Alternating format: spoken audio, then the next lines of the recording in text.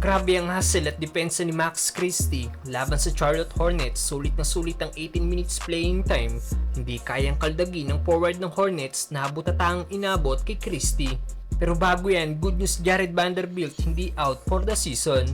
Well, isa nga po si Bando sa elite defender ng Lakers na kayang bantayan ang lahat ng posisyon. Kaya naman malaking dagok talaga ang pagkawala nito sa team. At napaulat noong nakaraan na posibleng out for the season na si Bando dahil sa natamo nitong injury noong laban nila sa Boston Celtics. At ngayon good news nga po dahil ayon sa report na diagnose na may right mid-foot sprain ng Lakers forward at i-re-evaluate ulit ito after 3 to 4 weeks. Good news ito para sa Lakers dahil by March posibleng makabalik na si Vanderbilt bago magsimula ang NBA playoffs na mas lalong kailangan ng hustle at defensive ability ni Jared Vanderbilt. Samantalang Max Christie, solid ulit ang naging laro.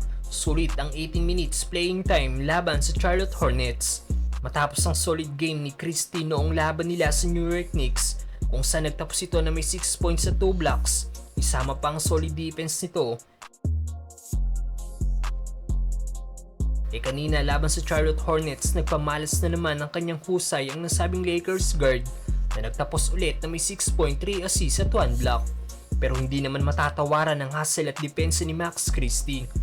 Gaya na lang sa play na ito, ganda ng pag-contest ni Max sa guard ng Hornets. Nasablay ang easy layup.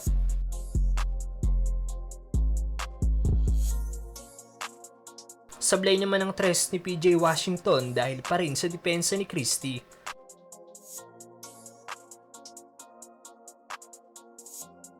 Ganda naman ang ginawang pag-switch ni Max para depensahan si Miles Bridges na na-turnover ang bola dahil pa rin sa kanyang hustle defense.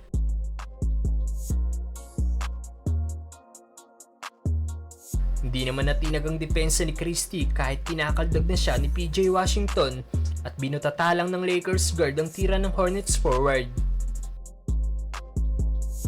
Hindi naman tinantanan ni Max si Nick Smith Jr. kaya ipinasa na lang ng Hornets guard ang bola na nauwi sa pag-turnover nila ng basketball.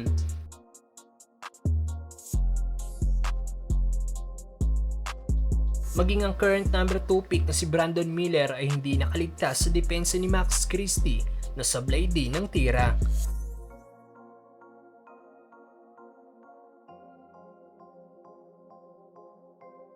Ano masasabi niyo sa laro ni Max Christie, mga brother?